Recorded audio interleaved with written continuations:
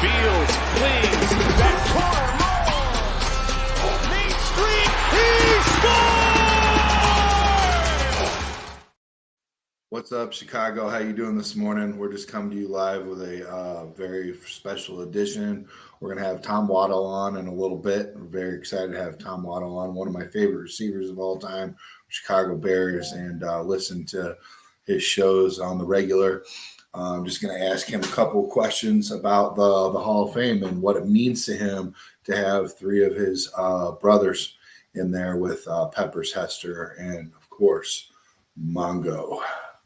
So very excited to have him. We'll also be getting into a little bit of Chicago Bulls last night. They had a game and well-fought game, and get into that a little bit. And our thoughts about the new news coming to you from Kevin Warren and what his thoughts were about our QB1 and what's going on with all of that. I'm going to break that down. A lot of people weighing in lately about the Hall of Fame class of 2024.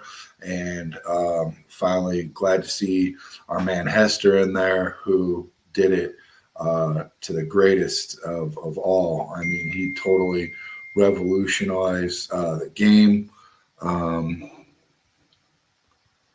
And he just, he changed everything. He made everything work. It was unbelievable. It was amazing how people were not wanting to punt to him at all or kick to him ever.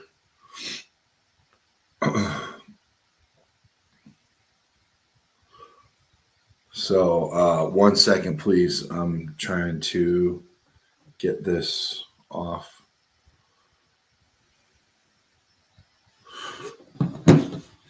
Trying to get this off really quick to Tom and make sure he gets on with us. So, yeah, he's having a little bit of technical difficulties. No worries. He'll be with us in just a minute. So back to Hester. Unbelievable talent. Unbelievable what he defied the odds with his speed, his versatility, and just be able to see the seams. Unbelievable. Great eyes, vision, and just the willingness to go the distance. And basically, he changed the game. I don't think we'll ever see anybody, and I think that's probably why it took so long for them to put him in the Hall of Fame, because quite honestly, them not being they haven't really dealt with special teams and putting someone in with special teams. They didn't know what to do with him. It was a very interesting situation. Very easy for us as fans to understand. I mean, that's a no-brainer.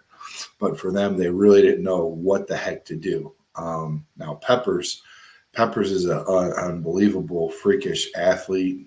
Everybody you talk to had Tommy Harris on here the other day, and he was saying he's like 6'7" and just a monster of a man, fast, strong, athletic, just unbelievable. Played college ball. I think he was averaging like 16 points a game in the Final Four. So, to do that and play football is just amazing in itself.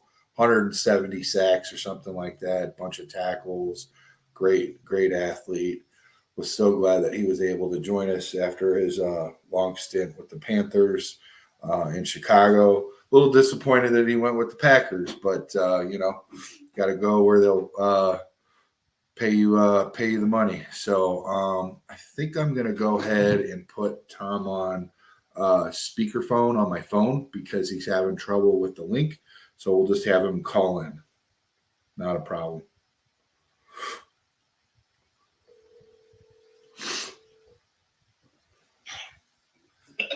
Hey, Tom, I think we're just going to try you on speakerphone. I don't know if this is going to work out, but we're going to give it a shot since we're having. It's asking me to log in Facebook. I don't even know if my Facebook, it won't let me log in. I don't have YouTube, and I'm doing this week with our guys at work, and all they do is send a link, and I don't ever have to.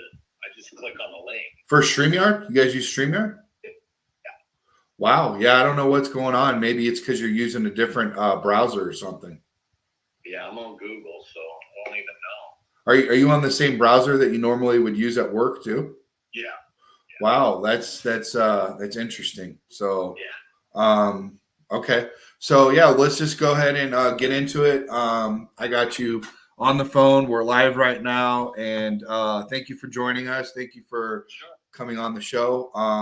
Yeah. So what was it like to hear the news of not one or two, but three of Chicago alumni being inducted into the class of 2024? I mean, it was obviously very, very special, and I think what made it most special, especially for those of us who were blessed to be, have the opportunity to be teammates with Steve, was knowing that Mongo was finally going to be recognized for a career that was very worthy of being in Canton. Elated for him and his family, and my elation at his selection supersedes my disappointment that A, it took this long, and B, it took a Veterans Committee to get him in, because I've been a huge advocate of Steve being a Hall of Famer well before the moment when they finally decided it was his time. When Steve retired, Steve was number one in the National Football League in sacks from the defensive tackle position. Now, John Randall would end up playing a little longer than Steve and ended up with more tackles from the defensive tackle position. So did Warren Sapp. But when Steve retired, Steve led the National Football League in all time for sacks from the defensive tackle position, which is an enormous accomplishment considering some of the great players that have played that position over the course of time. I believe Aaron Donald now has passed Steve as well. Aaron's obviously a first ballot Hall of Famer and has exceeded the 100 sack total. But Steve was a Hall of Famer years ago, and it always irritated myself and others that he wasn't recognized as such. And look, I mean, he's coming from arguably the greatest defense of all time that had 3 Hall of Famers already inducted, in Richard and Dan Hampton and Mike Singletary. So maybe they held that against him, but I thought it was unfair and unnecessary. So to make a long story short, thought Steve was a Hall of Famer years ago. I'm so thrilled for him and his family that he is now recognized as a Hall of Famer. It's long overdue, but thrilled for him. I'm an advocate of Devin's as well. I mean, there are some people out there that are still a little, I don't think that they're as accepting of special team, pure special teamers being in the Hall. I'm not part of that group. I think Devin was the best to ever do what he did. So I thought he was a very worthy recipient of this honor as well. And people forget, Pep was only a Bear for 4 years, and he was fantastic as a Bear, but I think Pep currently is 4th overall in total sacks at 159 and a half in the history of this great sport. So thrilled that all 3 got in. The Bears as an organization can boast that they have more Hall of Famers than anyone in the sport. But and not to diminish the accomplishments and the recognition for Devin and for Julius, but the fact that Steve finally was recognized as a Hall of Famer is what was most important about the announcement for me. Yeah, and I think what's interesting about that whole tackle thing is back prior to before the era of tackles, they would put it together as like a team stat. So in order to figure out how many tackles he had, it was like algebra. I couldn't figure it out. They were like, I was reading it and I was like, okay, I'm done. I don't know. It's crazy. Yeah. Some guys play inside and then play outside as well. Steve was never on the edge. Steve was always between the tackles and do the so-called dirty work. So for him to, I think his total was 95 sacks. To sack 95 quarterbacks from that position, it's astounding. So thrilled for him, for sure. Yeah, because you're going against some really big human beings that are just, and not one but 2 could, soak you up really quick on the edge. You can potentially get around, and get in there and not have so much a double team. I mean, you can see that, but he would soak up a lot of 2, double team action there in the middle, and to get through both of that. And the thing is too, Tom, is when you're going in, when you're coming in hot right up the middle, the quarterback sees you. I mean, unless he's just like totally oblivious, he sees you coming in hot. You know what I mean? So there's always that whole situation there too. But yeah, I'm excited. I'm elated.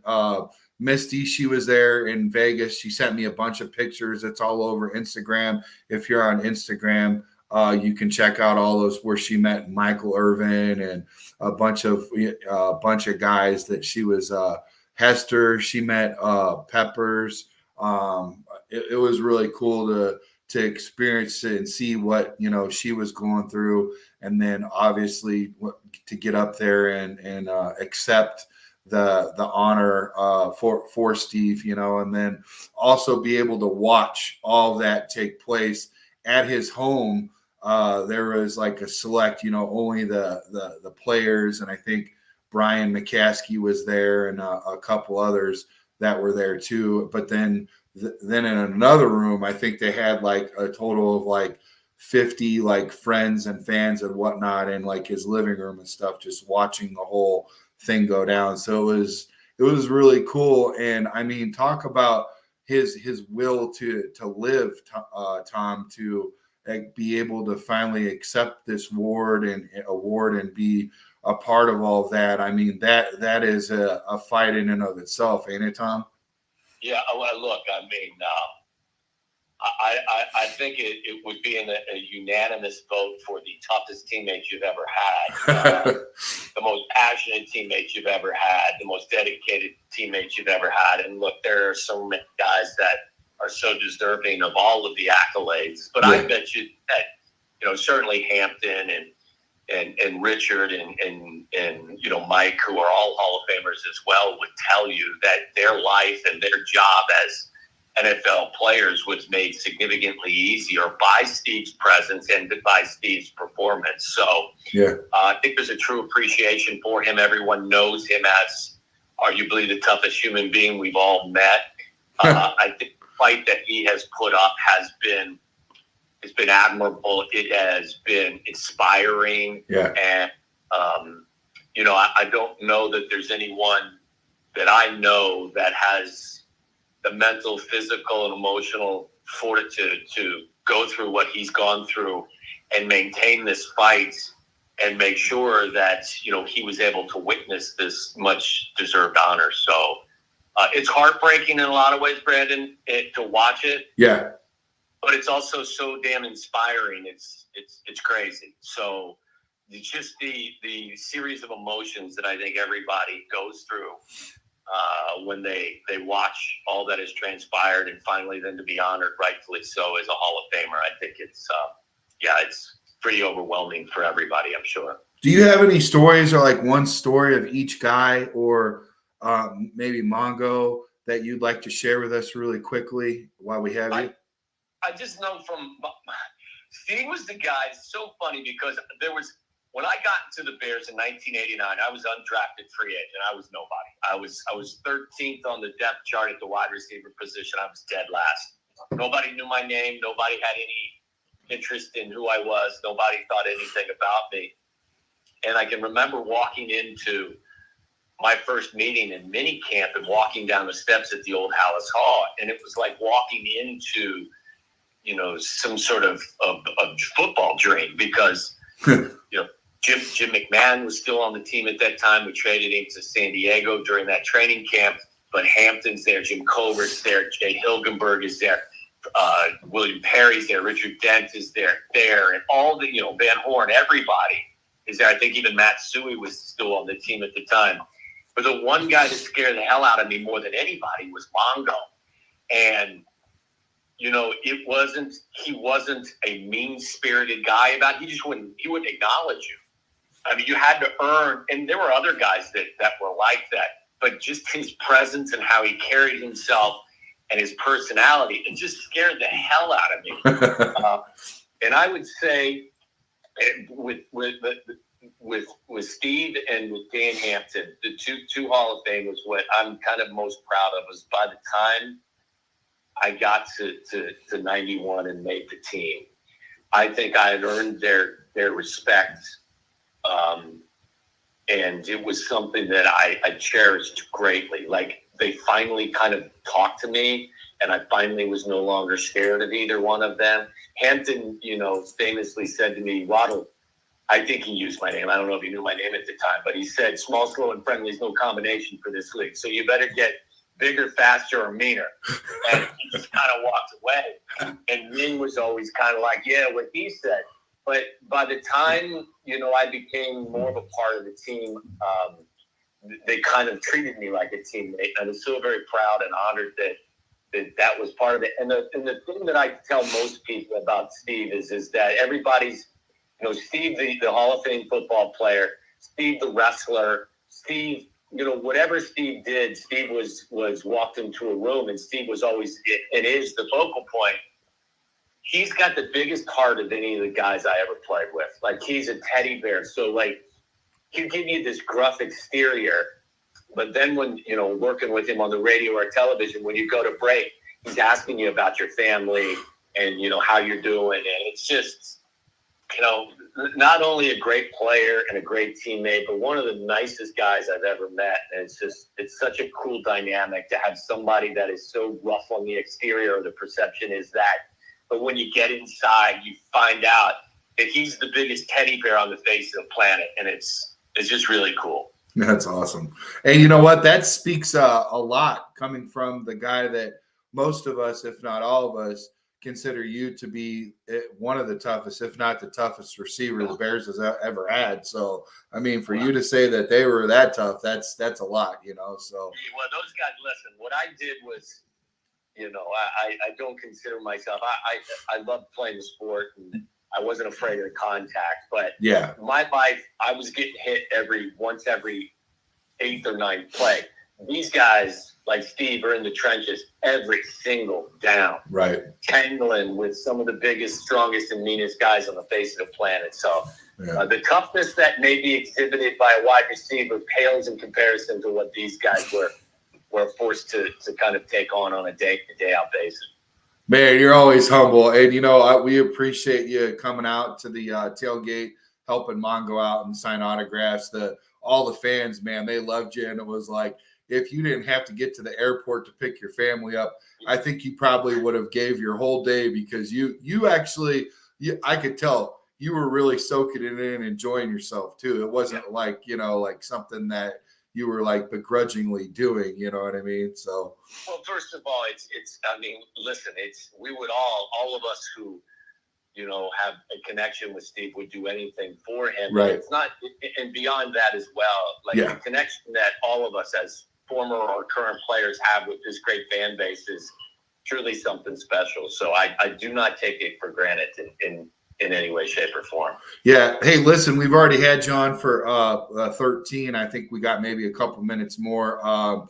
Can we pick your brain really quick about the whole the quarterback saga and what you think about all of that and what's to come? I know Kevin Warren touched base on it, and he spoke highly and how much he loves Fields and whatnot, and if that weighs in on the overall actual decision making for Ryan Poles as to who's going to be QB1.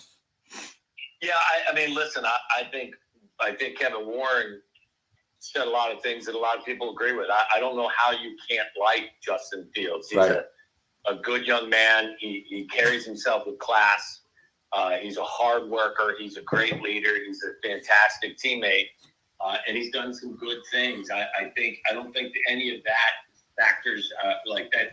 That is all a given. Like, nobody is questioning any of that. My thought has been for months now.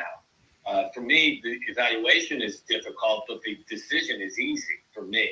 If you go through this process and you're fortunate enough to have the first pick of the upcoming draft, and you go through the process and you're Ryan Poles, who ultimately will have final say on this decision, and rightfully so, and you come to the conclusion that there is somebody that you can spend the first overall pick on that you believe emphatically can take you somewhere that Justin can't, and has a higher ceiling than Justin, and potentially will become a better football player, then I think you have to use that pick on that player, and you trade Justin, and you get as much as you can for him and you wish him well, and life goes on.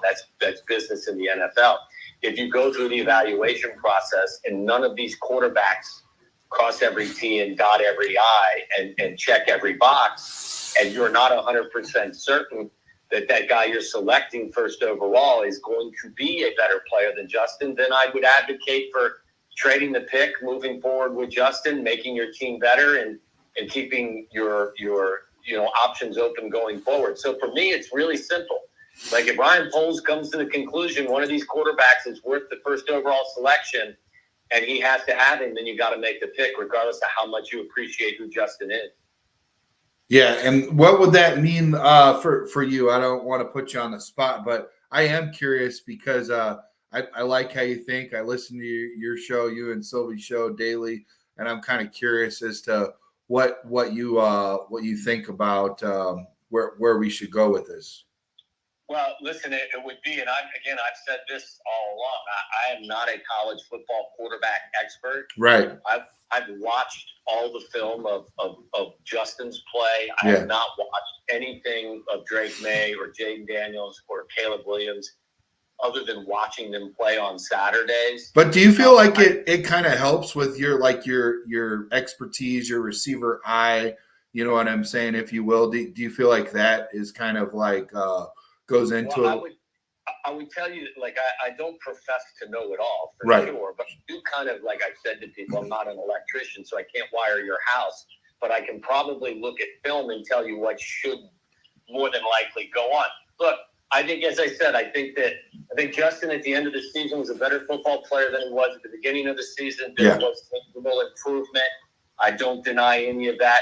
I would tell you from my perspective, again, I don't know any of these quarterbacks. I'd have to be comfortable with them. I'd have to meet with them and do all the due diligence. But I would be willing to move on from Justin if, in fact, I was comfortable with all the research I've done on these guys, because I just don't believe, and it's not his fault solely, because he hasn't been dealt a great hand.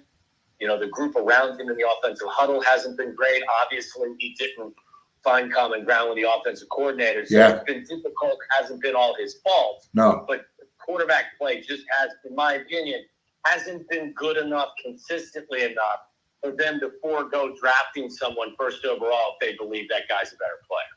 And I think, too, that's why it's taking so long. I mean, this, like you said, you can't tread lightly on this. I mean, you yourself said you're not looking daily in on these college quarterbacks. I mean, a lot of us, the fans, we look at it, we're like, okay, well, we're going to go look at film.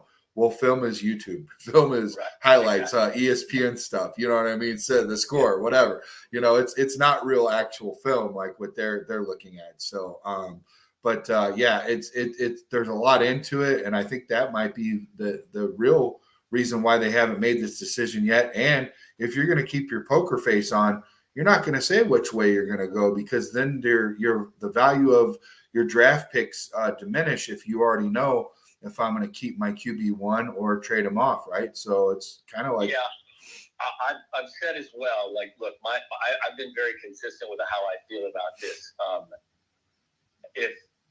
If I would just my I guess not my advice, but my suggestion, just get it right. Whatever you decide, Ryan Poles, make sure. And I know that he'll do all of the hard work and the due diligence, and I like a lot of the things he's done. Just get it right and make the decision with conviction. If you believe one of these guys is going to be a better quarterback ultimately than Justin, then make the pick.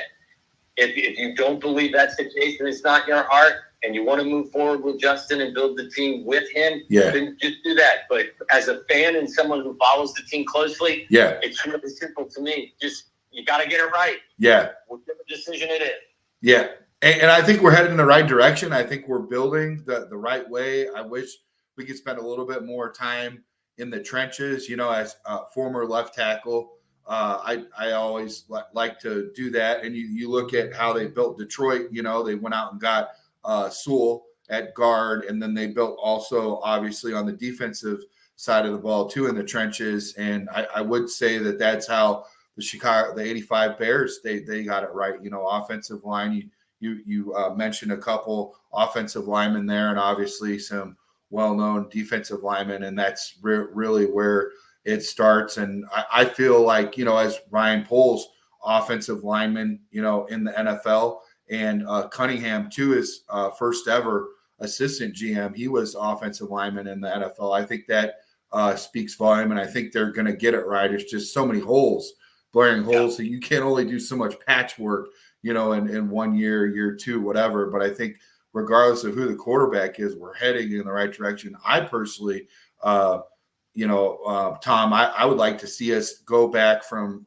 first pick, trade back to the second pick, get all that dialed in, and then also potentially force multiply that into trade with New England too. So trade back twice, and we're still in the top three. Okay. And go from there. And then get all those draft picks. So now you went back from like last year, like we went up to like 5 picks and also DJ Moore. Everybody forgets DJ Moore might as well been a first round draft pick too, right? So you're looking at like for 1 draft pick to like 15 in like 3 years is just amazing. And every year from now, we're going to be looking into, just like the Philadelphia Eagles, the Niners, Baltimore, they've all got the Dolphins too. They've shown how to do it, where you just have first round draft picks, second round draft picks year after year, where like the old regime, I think you could kind of see, Tom, where we would take a draft pick just to move up and get a player that potentially some people didn't even want to go after. So this is kind of cool. I like how Poles is doing it. And I feel really good about it, regardless of whether they keep my Justin Fields or go and draft a guy I don't really know a whole lot about. I feel like they've got a better idea about it than we do. You know what I mean? So let's hope so. Yeah, let's hope so. Better handle on this than the rest of us. Yeah, because I don't want to see too many more. I could only handle so many more Sylvie's somber walks to his tire swing. You know what I mean? Oh yeah, I'm looking for better days. That's Yeah. for sure. Hey, thanks for your time. I really appreciate your time and effort coming on the show and blessing us. And thanks again, Tom. You got it. Be well. All right. See you, bud. Bye. Bye. Yeah, that was Tom Waddle with us. Wish we could have got the video. I think next time we'll be able to get him on through video. Like he said, he does StreamYard. Use StreamYard all the time at work. I don't know what happened. It can be a very finicky, touchy product, but it's still a really good product. We've been using it for, I think yesterday was our 2nd year, and we've been using it for, I'd say, a year now. So we like what StreamYard does for us. Occasionally we'll run into some weird glitchy situations and whatnot. I do believe we're going to have somebody else come on here in a couple minutes. So if you could just stand by and bear with me until we get him coming on. It's actually just one of our co-hosts that's usually on Griff. He does a great job. He's on with Pinky on Thursdays, and then he also comes on with the Bulls on Mondays with Eric. So and I just have a couple questions for him, and then we'll close it out. But yeah, man, great talk. Great talk about Ryan Poles. Was great talk about the whole Hall of Fame process and Mongo.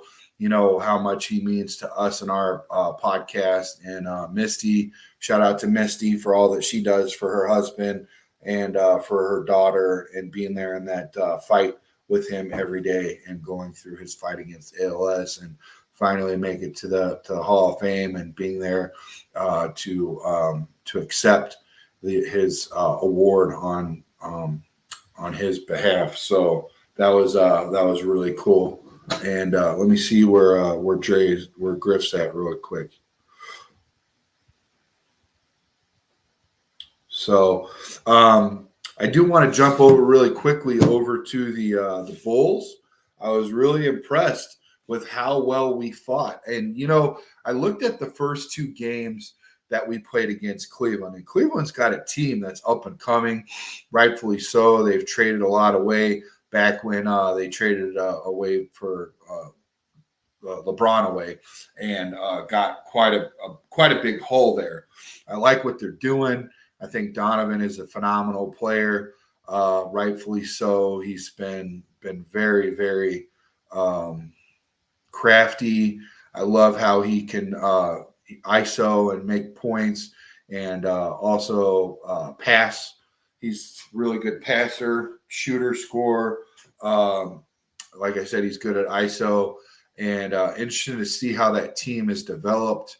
And I wouldn't mind our team building the way that they have. I've always been on record talking about how we could kind of model ourselves and build ourselves similar to the Timberwolves. You know, they got two bigs, and then and that's kind of what we got right now. I think it's just trying to get what we can out of them. Hopefully, get the bigs on the court at the same time.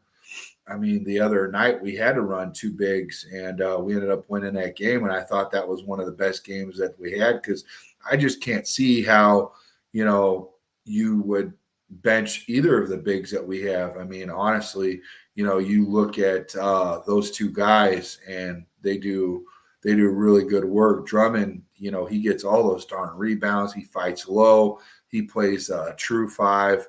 I think he does a great job, and he does all that stuff, that Vuk doesn't. And I think they complement each other really well.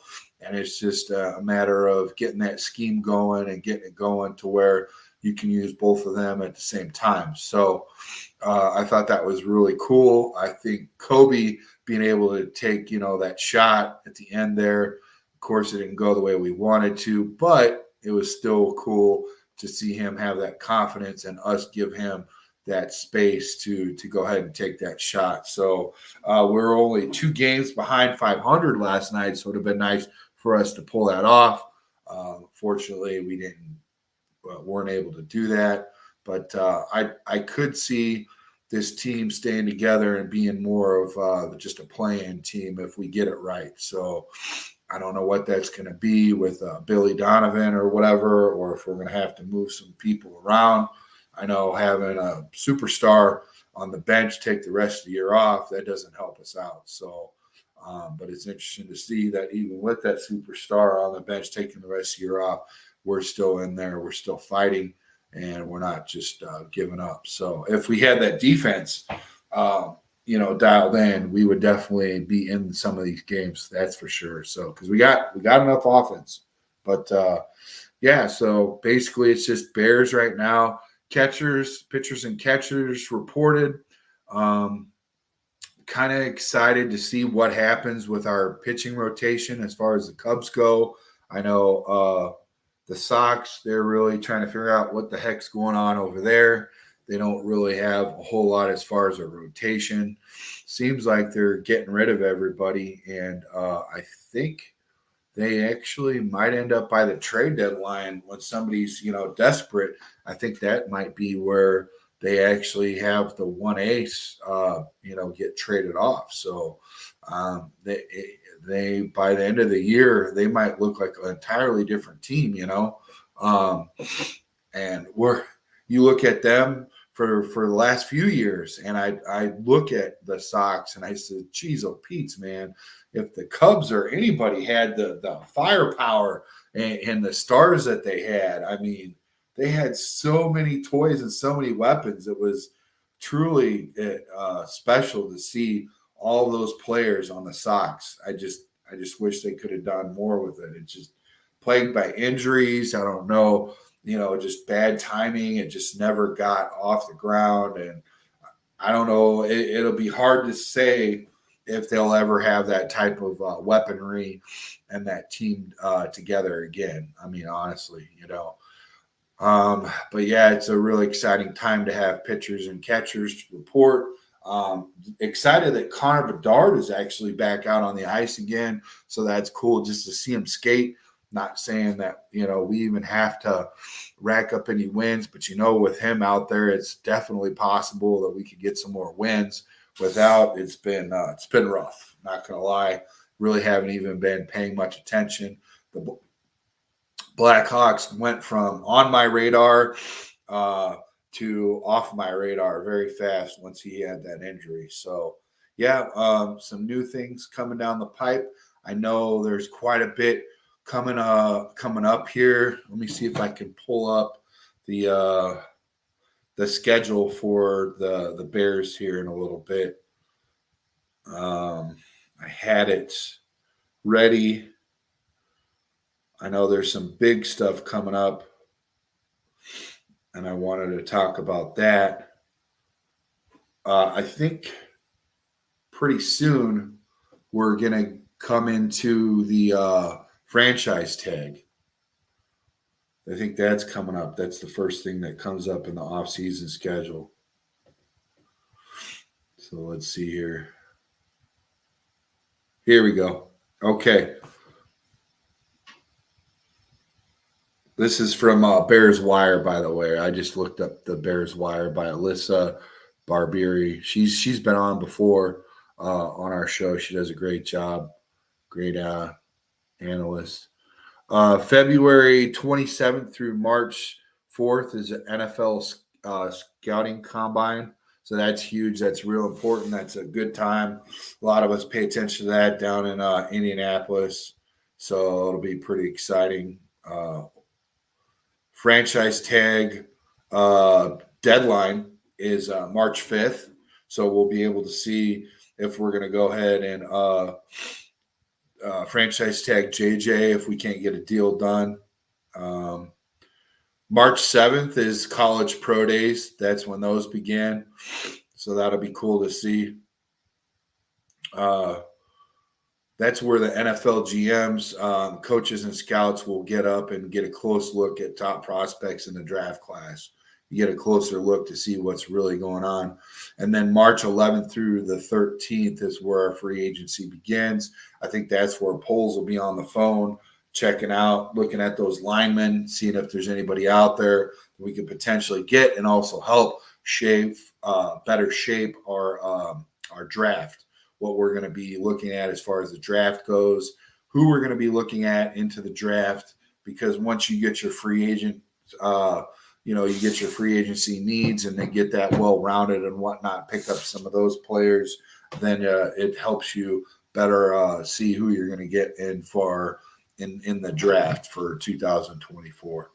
So it says right now the Bears are expected to have around $50 million in the salary cap space before any additional moves are made. I think we all can agree that Cody Whitehair is going to be moved on from, and then also Jackson, which could potentially clear up, I think, roughly around 20 mil. So we could have it around 70 to 80 mil if we play our cards right and move some money around and stuff like that. So should be pretty cool, that 2-day negotiating period. And then March 13th is where the trade period opens. We all know seen where there's already deals made before it was officially open. They just couldn't. It was unofficial, but they made it official on the 13th. So if the Bears are going to make any trades, which is on the table with the number one pick or Justin Fields, they can start on March 13th. Which marks the beginning of the new calendar year. So March 13th is the new calendar year. When we'll see, maybe that's when we move it, or, in order to, hold your cards close to your chest and, or to your face rather, you kind of want to sit back and be the last person to make the move. You kind of want to have the move make towards you and see what happens. And I think that's pretty much Pole's game, is see what people come to him first before he comes out there, and he doesn't want to appear, too anxious, so should be good. April 15th, off-season program begins. This is with Matt Eberflus, our head coach, returning for his third season. They will begin the off-season workout program on April 15th. Teams will with first-year head coaches, they get to start April 1st. Remember when we did that and we were able to take advantage of Eberflus being a first-year coach. Then the 27th through the 29th is our draft. So it should be pretty exciting to see what happens, with all of that and see what happens. We got the first round overall draft pick once again, so that's pretty exciting. We have 6 draft selections. I'm sure we'll multiply and get probably, I'd say 10, 11. I don't know what the over-under is yet, but I'm pretty sure Poles is going to pull something out of his hat and get at least 10, 11, if not more. This year, the draft will be held in Detroit, Michigan, so that'll be pretty exciting for them to get some more coverage and some more action. May 2nd is the 5th-year option deadline. So this is whether or not we're going to give people the 5th-year option. We have an important decision to make on Fields, and they have to do it before the NFL draft.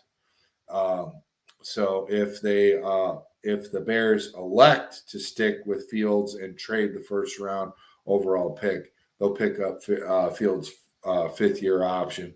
Not quite sure how much that'll be, but it's definitely a lot cheaper than it would be to have a seasoned vet with his skill set if he wasn't in that 5th-year option. May 3rd or 6th through 6th, or May 10th through 13th rookie minicamp. So we've got some big things coming up on the horizon, and they're coming very fast. They're coming in hot. A lot of fun things coming up here that Chicago Sports Podcast can be able to share with you. I have on my agenda, I'm going to be meeting with Chris Zorich. We're going to be at Bridges Scoreboard on the 25th on Sunday. He's going to be signing autographs and meeting people, talking with them, Bears and all of that. It should be a fun, good time with him. He's always a good time, very professional, a lot of good stories. He brings in a huge crowd from, the Notre Dame alumni, all the Notre Dame fans and the Chicago Bear fans. Very great person to be with, and it's going to be fun. I'm excited to get an autographed jersey from him myself. I'm looking forward to that. Hanging out at Bridges Scoreboard, getting some good food, having some good fun with those guys, and should be a really good time. I think we actually have Bobby Hummel, from the Purdue. So Purdue, and then I think he was also an Indiana Pacer. We're going to be up there with him on the 18th, and that starts at 6 o'clock. Before that, I think they have the Daytona party with that, and that'll be a good time as well. And then March 2nd, we've got all those DJs. I'm actually going to be working with Danny Mack, so that'll be cool. He'll be the color commentator there with a lot of information because he's actually worked a few years with those guys.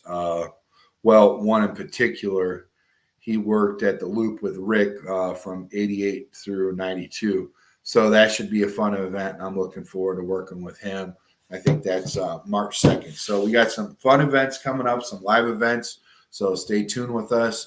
Tonight, you'll have Pinky on deck and his entire crew with Bruce Heron Jr. That'll be cool, and all them guys. They'll be getting you all dialed in on all the Bears news and information and everything that they want to talk to you about and address. They'll probably get into a little bit of Bulls and probably talk to you some baseball as well, too. So, hey, you guys, it's been a pleasure. It's been fun. Have a great Thursday, and remember to keep fighting like Mongo fights in life with everything you got. I could not do this without you. I appreciate you guys, every one of you. It's been an awesome, beautiful, amazing ride. 2 years. We've been going for 2 years. The podcast has been going for a year, but 2 years. And who would have thought? I started in my garage, put my phone on a garbage can, and it fell over my first broadcast. I had to go pick it up, then put a coffee can behind it to hold it up. And we've got so many co-hosts that come on and speak, Bears, Bulls, Blackhawks, Sox, Cubs, everything, all sports, Chicago sports, every day of the week almost now. We got the Bulls on Monday. Bears centric on Thursday, and a little bit of all Chicago sports on Wednesday. So really cool. We're almost ready to start another night podcast too, but we're just trying to get the details dialed in. Our boy Clee Campbell, he had to take a little pause. He went down to Florida with his family. He's got some stuff coming up, heavy workload. He'll be coming back, trying to figure out what night works best with him and who some of the guys he'll be working with, who his co-hosts are, and then I'll be obviously sprinkling in there at times, working nights with you guys and coming on and whatnot. So right now it's been kind of cool because I've been on days, or I've been working nights, but I've been available on days to do these podcasts. So a lot of these celebrities and former Chicago sports players are available during the day and not so much available at night, like you saw. We just had Tom Waddle on. That was really cool. Tommy Harris, a couple, like last week he was on. So we're going to keep it moving, and we'll always try to bring you the best content. If you got any questions or comments, like you guys always do, hit my inbox or get a hold of me. Email me at brandonhyde@gmail.com, or, just shoot us in the inbox at Facebook at Chicago Sports Podcast on there. And get a hold of us through that inbox on that. And thanks again for all of you. I appreciate you. And have a good Thursday. I appreciate you guys. Bear down.